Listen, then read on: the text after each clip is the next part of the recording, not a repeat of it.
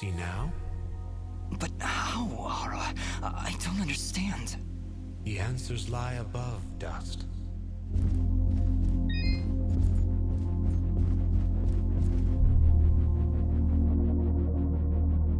Ginger. She was sleeping right here, on the night I came to say goodbye. But I hesitated. I didn't want to wake her. Didn't want her to worry about me. She couldn't know what I was about to do.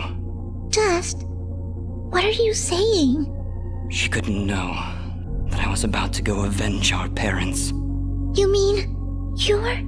But how? What's going on here?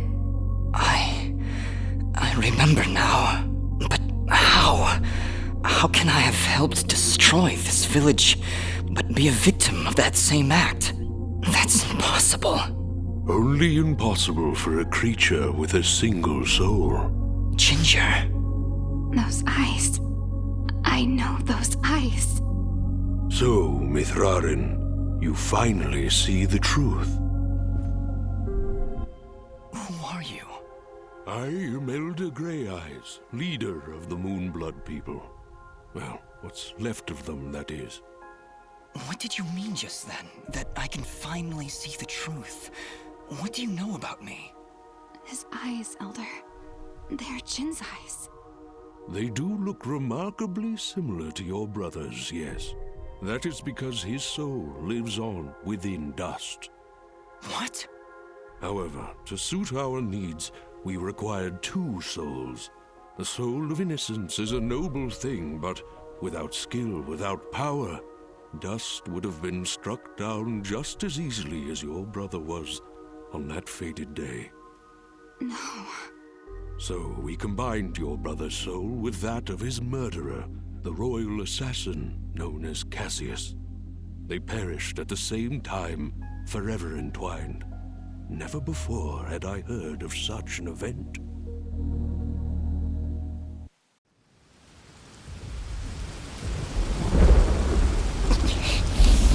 You murderer! My parents did nothing wrong! You have been deceived, little one. Your parents turned against their king, an act of pure treason. What resistance there was led by your family alone. You destroyed my village, murdered my friends and family. You will not survive this day! I take no joy in slaughtering one as young as you, child. But you have forced my hand.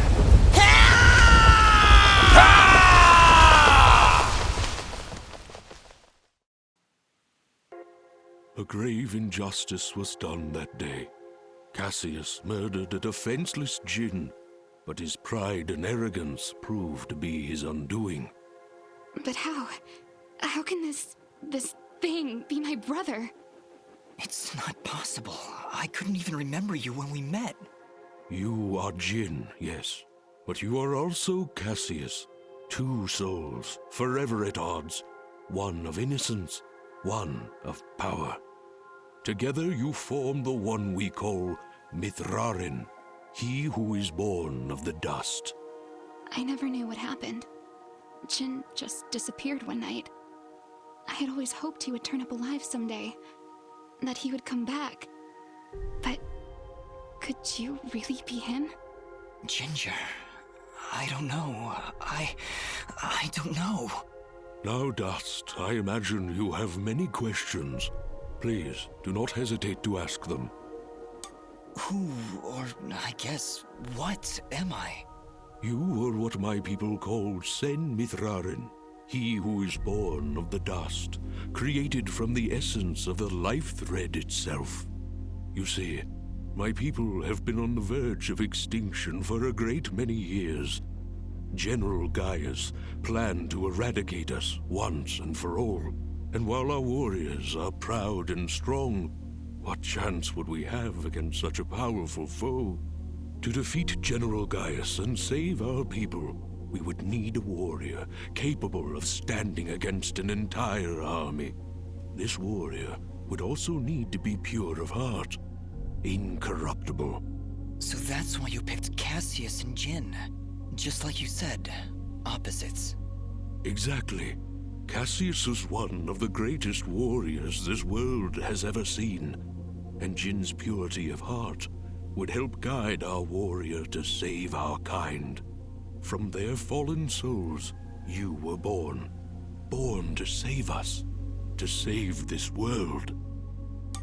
Why did I only remember now? I didn't even recognize Ginger when I met her. You may possess the souls of two separate beings, but your body and mind are your own. You were created to save this world, so we felt giving you memories of either soul would simply distract you from the task at hand. I had no idea who I was, what my purpose was. You say that, but in all cases you did exactly what we intended you to do. You saved complete strangers outside of Aurora Village. You stopped our wayward brother Fuse from destroying all that we sought to save. You saved Mudpot and brought the waters of life back into this land. You purged a demonic rage from this land and even helped two old souls find peace once more. You may not have known your purpose, but that did not stop you from fulfilling it. And now I'm here. Yes, now you are here, and we can finish this fight once and for all. Who was Fuse? He said he was a Moonblood, but he looks nothing like you. Fuse. He was once a fine warrior, and a close friend of Ginger's family. He would help transport goods between this village and our camp. After the village was destroyed, I guess he lost his mind. He was horribly disfigured after the attack. The only way he could survive was in a special suit of magical armor that I helped to construct. He demanded we attack General Gaius right away, but I would not hear any of it. He would have killed us all in the name of vengeance. We would not have stood a chance. When I refused to send our warriors into battle, he called me a coward and vowed that he would destroy Gaius with or without my help. I fear the very armor we made to save his life had corrupted his mind and body beyond repair. Poor guy. If only we could have gotten through to him somehow. No, you're right to kill him. If he had remained alive, there's no telling what damage he could have done. Ginger is right. Fuse was beyond saving. For all our sakes, I hope the same is not true of the world he sought to protect. How does the Blade of Ara fit into all this? What is it, exactly? It is one of the 5 blades of Elysium, ancient weapons forged when our kind were many, and the way of the flameless light was commonplace. Wait. What the heck is the way of the flameless light? A path we Moonbloods continue to follow. It is a way of living, a way of thought, that allows us to make use of a power both old and great. Magic without magic. I am so confused. Surely, as Nimbat's Sword Guardian, you've studied the ancient doctrines. You must know, in the event that the sword is summoned by its rightful owner, you are obligated to follow. I may have skipped over that chapter? You haven't answered my question. The blades of Elysium were created to guide their sword-bearers, Dust. I was summoned to your side to ensure a balance was maintained between the souls within you. Ah, my old friend. It is good to hear your voice once more. It has been a long time, Master. Wait just a second. How can you possibly know each other? My clan's been keeping the sword hidden for over 200 years. Master Grey Eyes has lived for a very long time, Fidget. Longer than any of you. So you were sent to keep an eye on me? To help you reach your true potential. Nothing more. I have no more questions. What now? You must join us in the Moonblood camp to the north in the Everdawn Basin. That isn't anywhere near the Everdawn volcanoes, is it? They are one and the same, yes? Well, that's fantastic. Volcanoes? Indeed. What a better place to hide than in the most volatile land in all the kingdom? Oh, I know. How about a peaceful meadow? Or a quiet forest? Or someplace that doesn't explode every 10 minutes? Dust, your friend seems awfully tense. No, I'm fine. Come on, let's go to the Blowy Up Mountains. Really, I'm serious. Fidget, you need to have more faith in me. I'll have faith in you when you have faith in yourself. How about it, huh? Who are you? Really?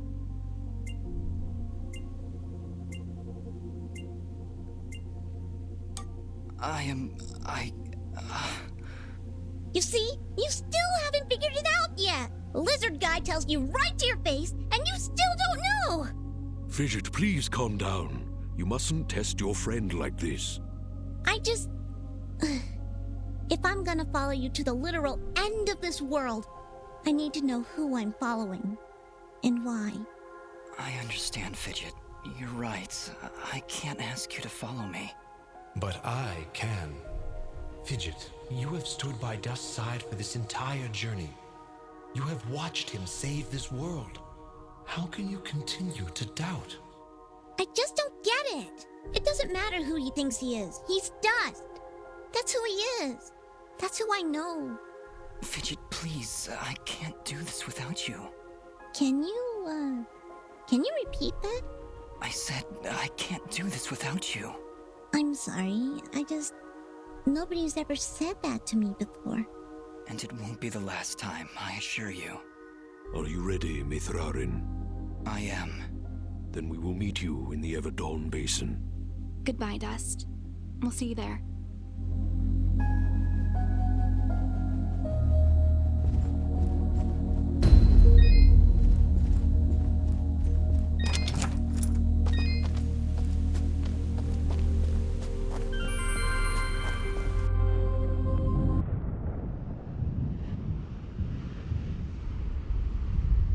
General Gaius?